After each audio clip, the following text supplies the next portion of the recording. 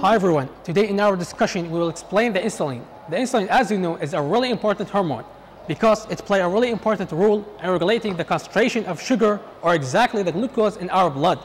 It acts as a key which unlocks the cell, allowing glucose to enter the cell and provide it with energy that it needs to maintain its life.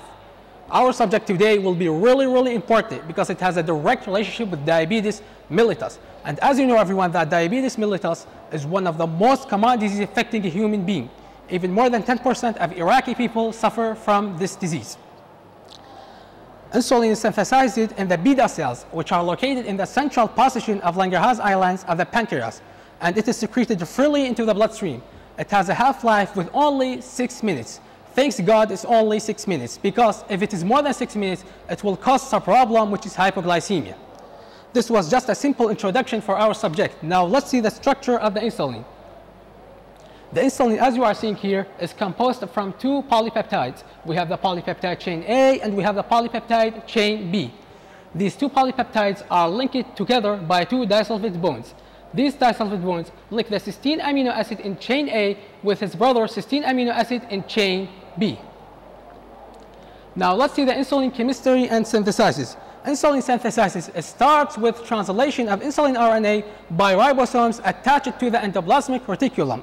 As you are seeing here, this is forming the preproinsulin. The preproinsulin is composed from 4 parts. Here we have the signal sequence, as you are seeing here.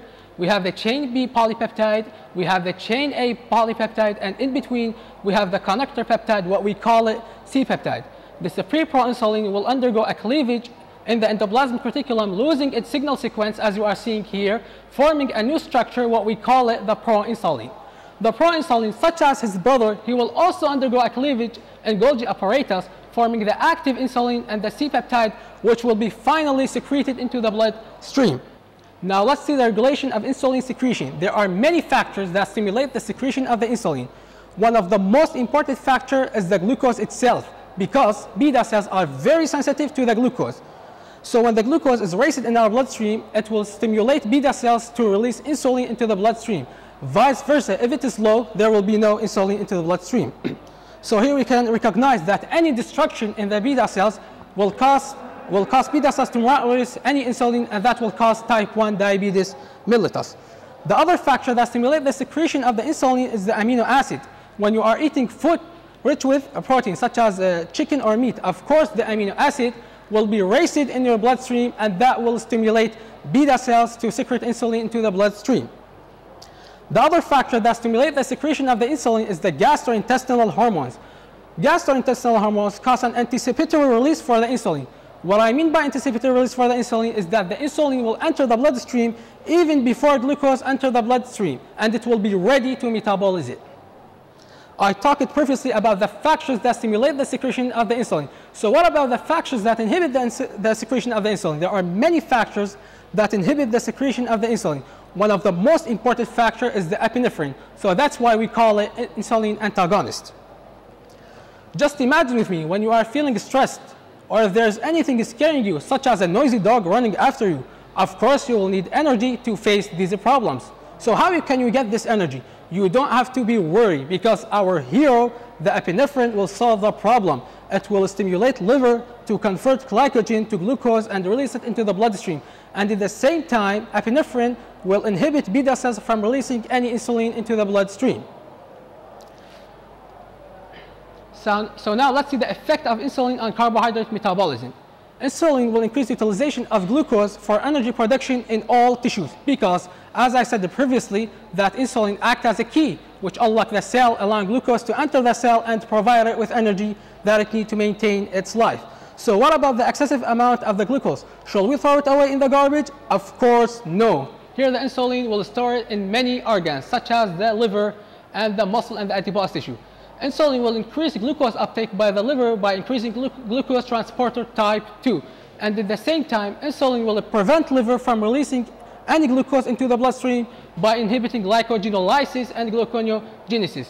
We can imagine that just such as a father giving money for his son and at the same time preventing his son from spending this money. Such as that is the insulin. It will increase glucose uptake by the liver, and at the same time it will inhibit liver from releasing this glucose into the bloodstream.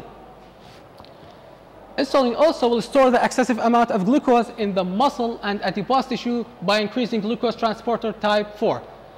The glucose will be stored as glycogen, which is the storage form of the glucose in the liver and muscle, while it be stored as fat in the adipose tissue.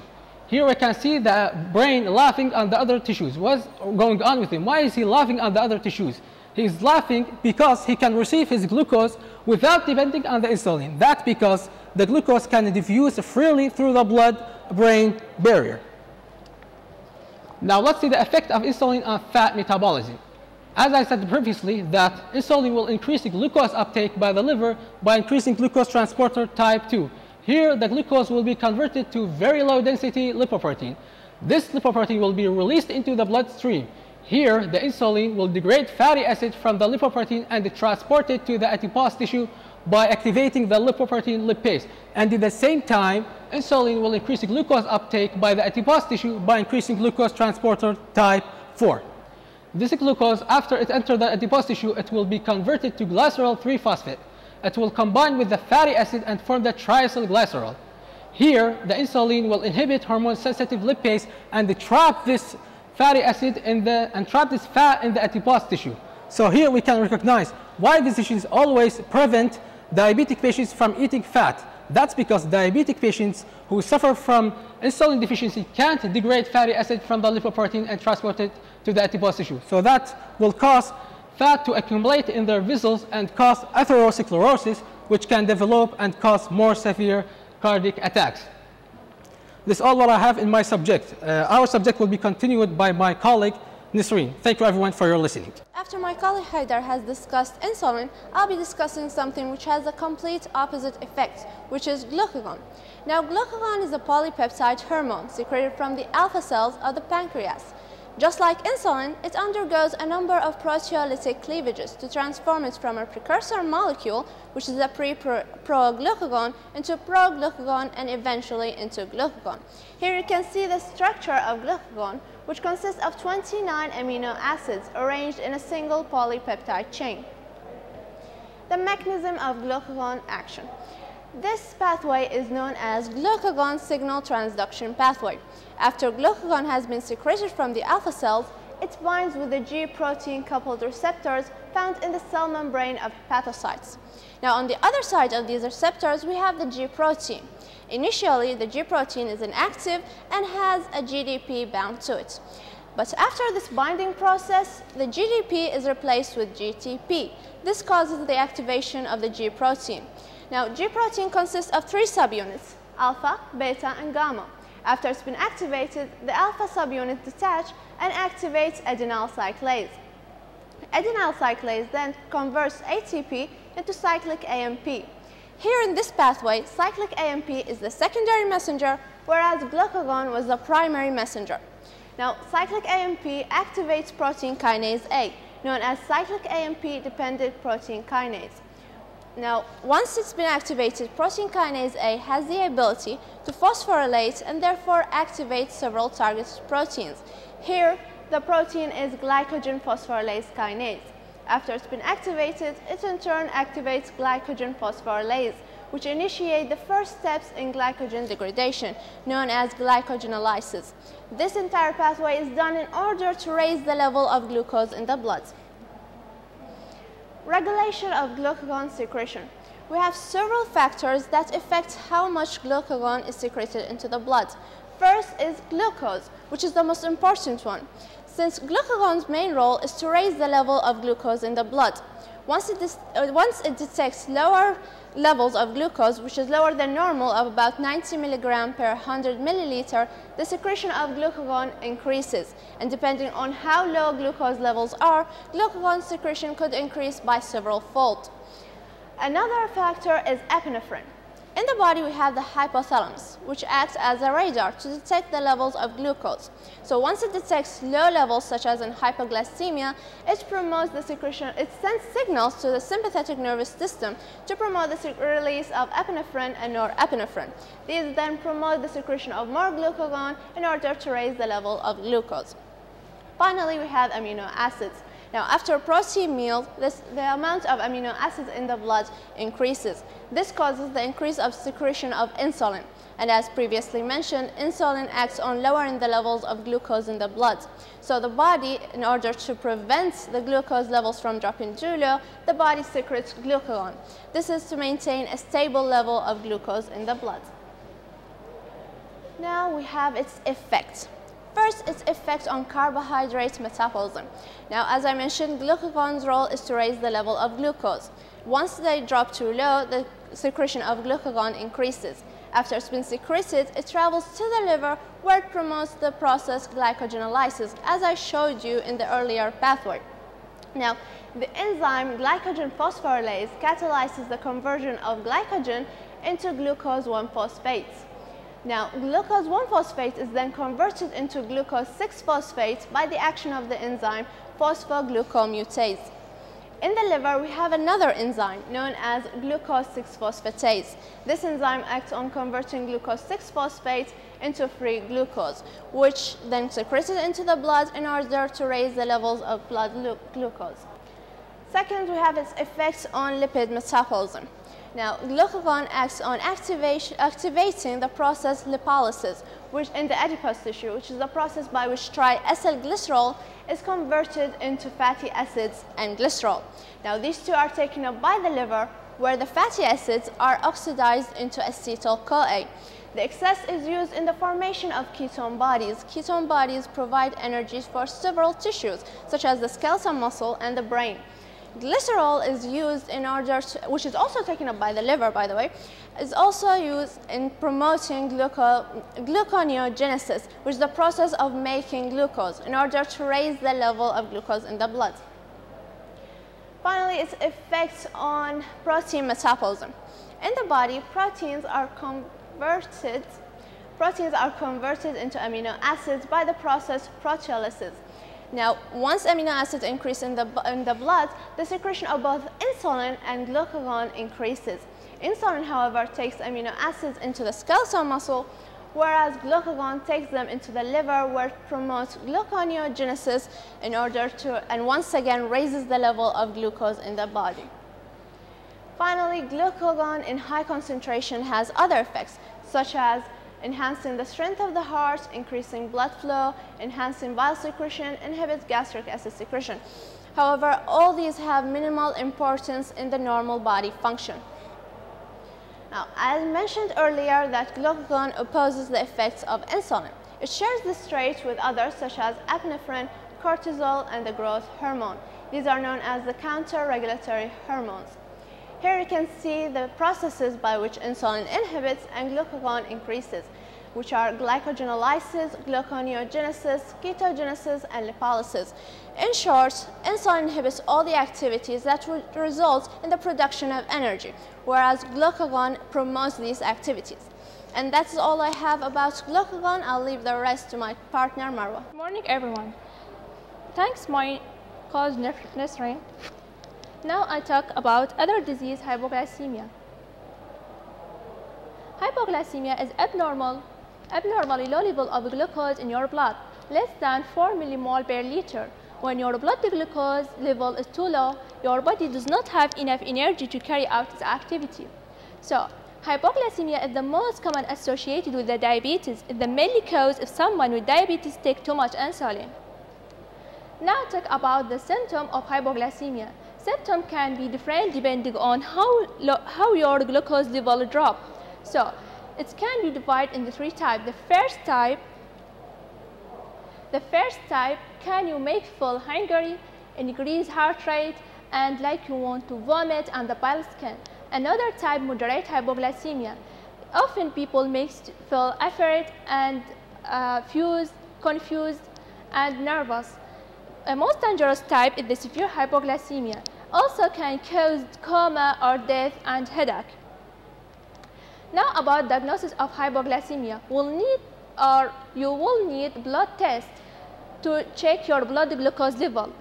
And have two types of the test. In the first one, the test include not eating and watching the symptom.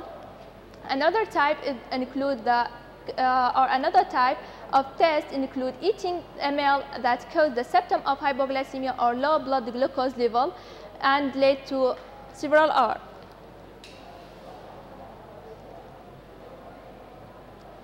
Okay. Now mention about why hypoglycemia can cause the last mentioned symptom. Inside your body, we have two mechanisms. The first mechanism by the adrenal gland. Inside your body, we have two mechanisms to retain the normal level of glucose. The first mechanism by the adrenal gland. Adrenal gland can release two hormones, cortisol and adrenaline.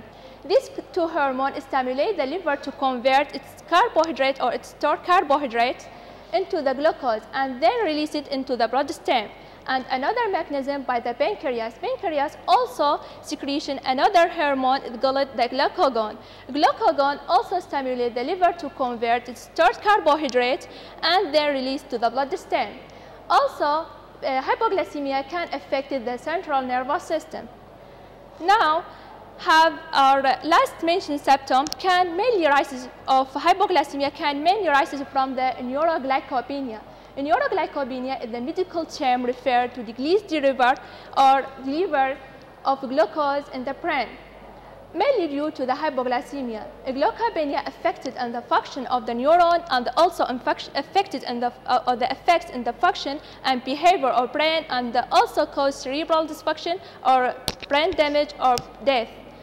Now continue with Tihad. After my colleague Marwa, now we're going to talk about the most major insulin functional disorder, which is diabetes mellitus. Now, the diabetes mellitus means that there's an impaired carbohydrate, and fat and protein metabolism. And this one is caused by one of two abnormalities. The first is, all right, now to remember these two abnormalities, let's check out this picture. All right, now in this picture, we can see that there's a policeman. What the hell? Sorry. We can see that there's a policeman that's standing in the middle of the street in order to help those young students to cross the street and reach their school. All right, now this policeman are representing the insulin, and those young students are representing the glucose, and their school is representing the cells. All right, now in the first abnormality for diabetes mellitus is that there's a lack of insulin secretion, which means that there is no glucose entering into the cell. So as we can see here, that when there is no policeman, those young students cannot cross the street and reach their school, as the glucose also cannot cross the plasma membrane and reach into the cell. Now, this is known as type 1 diabetes mellitus. The second abnormality is that the insulin is pretty much normal, but the major problem is that there's something known as insulin resistance. Insulin resistance means that there's the cells will just resist the insulin. So the insulin cannot function properly and entering the glucose inside the cell. And now, this school here is closed. So even if there's a policeman which helped those young students to cross the street, they just still outside the school, which means that the glucose units are still outside the cells. Now this type is known as type 2 diabetes mellitus. Type 1 diabetes mellitus. Type 1 diabetes mellitus is caused by an autoimmune destruction of beta cell. This destruction is resulted from two factors or two stimulus. The first is from the environment, just like a viral infection or bacteria or any other inducer. And the second is a genetic determinant. Now, in case of genetic determinants, in normal people, the immune T cells are responsible to attack the antigen and leaving the body cell alone. This one is recognized or actually is controlled by the self-tolerance of the body. Now, in the diabetic person, there is no self-tolerance of the body, which means that the T cell will start attacking the own body cell and recognizing them as a non-self and destroying them. And among these body cells are the beta cell, which finally will causing the lack of insulin secretion.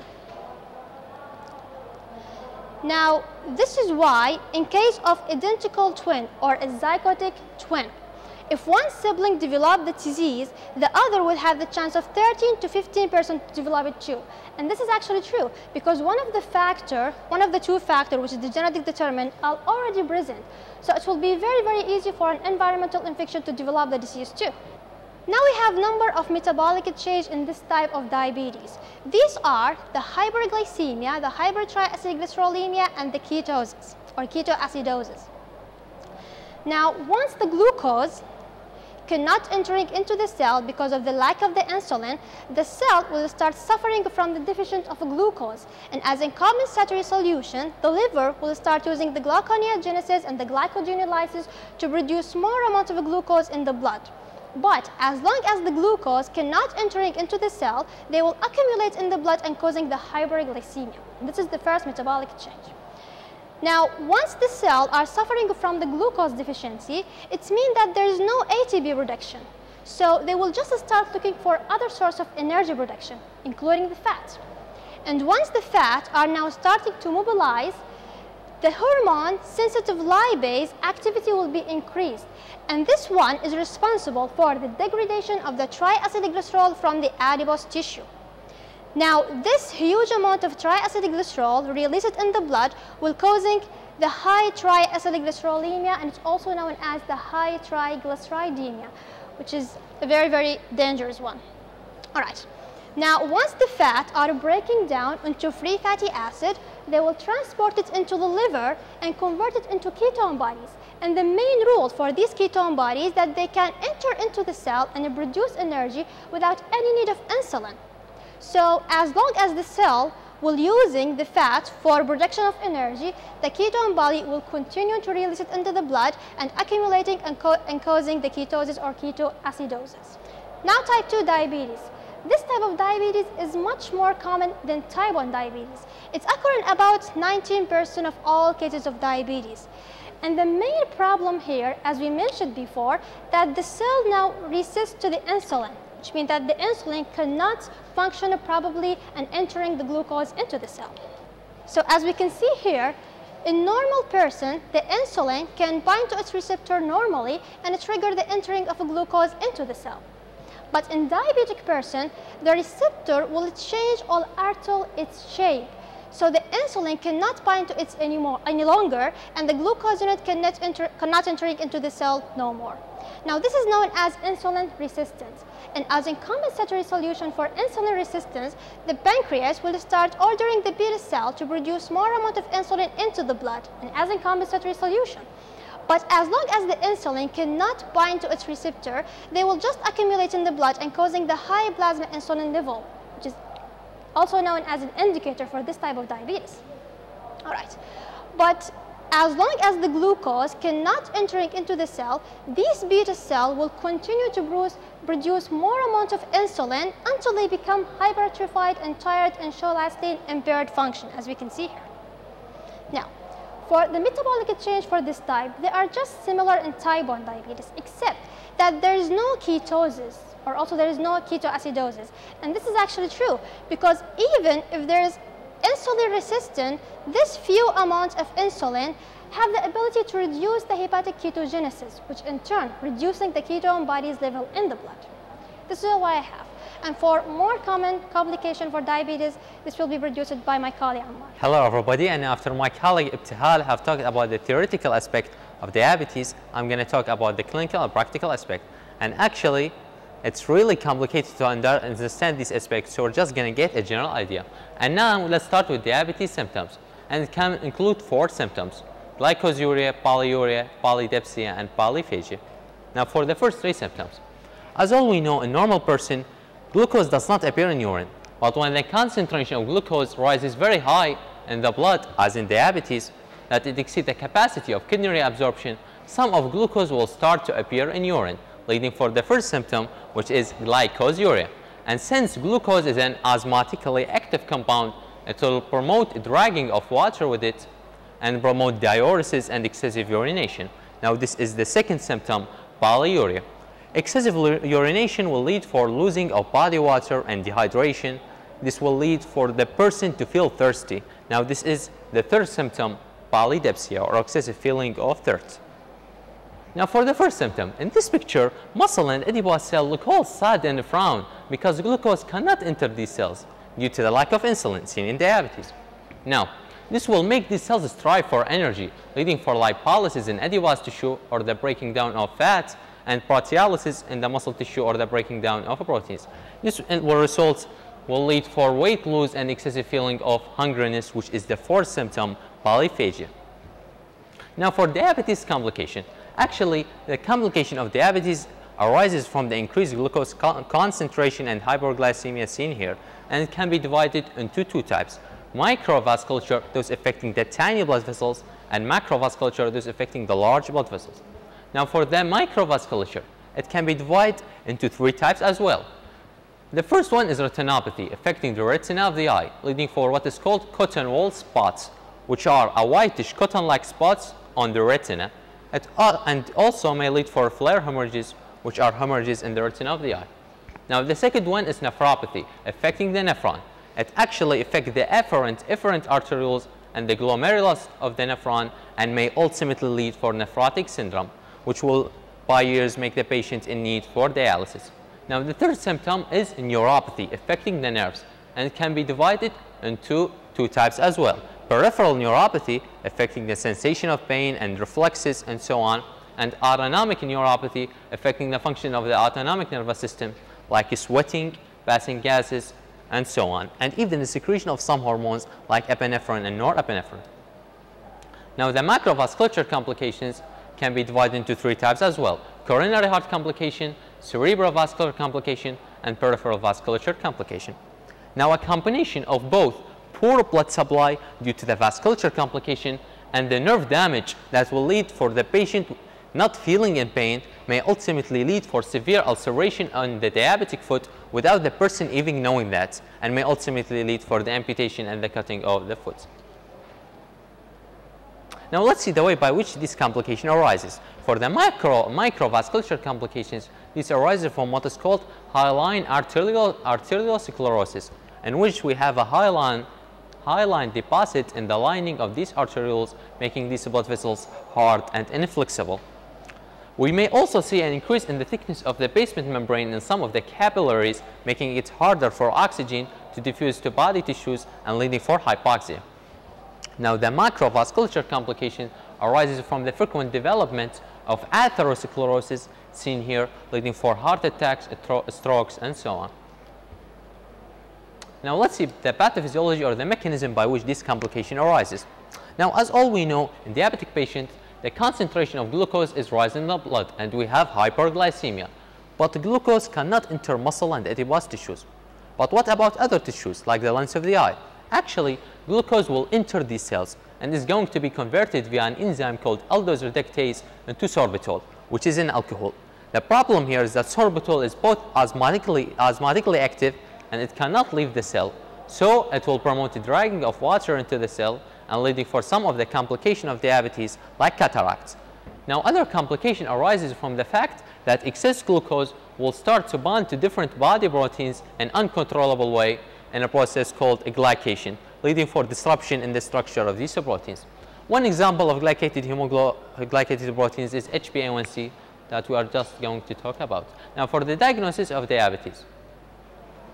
Diabetes is diagnosed by measuring the concentration of glucose in the blood, naturally, via different tests, like fasting glucose test, in which the person does not eat and drink for 8 hours, and if he has a concentration of glucose from 110 to 125, this will indicate that he has pre-diabetes, and if he has more than that, this will indicate diabetes itself.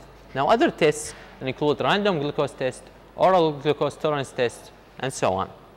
Now there's other way to indicate diabetes, which is measuring the concentration or the percentage of HbA1c in the blood, which is a glycated hemoglobin that has glucose attached to it, like we have just said, and it can be used to indicate glucose levels for the past 2 or 3 months. Now a percentage of HbA1c from 5.7 to 6.4 will indicate pre-diabetes, and if it's more than that, this will indicate diabetes, no doubt. Now this lecture was provided by the students of Medical University of Jaber bin Hayyan, hoping that it wasn't long or hard, and in the end, thank you.